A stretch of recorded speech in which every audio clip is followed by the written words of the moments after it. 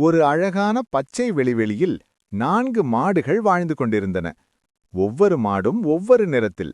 ஒன்று வெள்ளை, ஒன்று கருப்பு, ஒன்று பழுப்பு, மற்றொன்று சாம்பல்.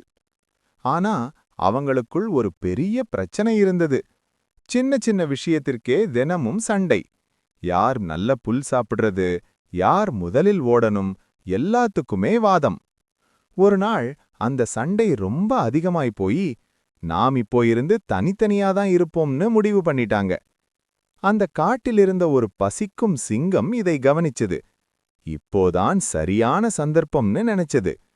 முதல் நாள் தனியா இருந்த வெள்ளை மாட்டை தாக்கிச்சு, காயப்படுத்துச்சு. அடுத்த நாள் கருப்பு மாடு. இப்படி ஒரு மாட்டை ஒரு நாளாக தாக்கி சிங்கம் எளிதாக வெல்ல ஆரம்பிச்சது.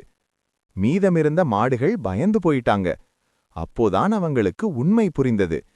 நாம் சேர்ந்து இருந்தா யாராலும் எதுவும் செய்ய முடியாதுன்னு எல்லோரும் சேர்ந்து திட்டம் போட்டாங்க. அடுத்த நாள் சிங்கம் வரும்போது 4 மாடுகளும் ஒன்றாக வட்டமாய் நின்று கொம்புகளை வெளியே காட்டின. சிங்கம் தாக்க முயற்சி பண்ணியது, ஆனால் ஒருத்தரையும் பிடிக்க முடியல. மாடுகள் ஒன்றாக எதிர்த்து நின்றதால் சிங்கம் பயந்து ஓடிச்சு போயிடுச்சு. அந்த நாள் முதல் அந்த 4 மாடுகளும் மீண்டும் ஒருபோதும் சண்டை போடல. ஒற்றுமை இருந்தால் எந்த ஆபத்தையும் வெல்லலாம்.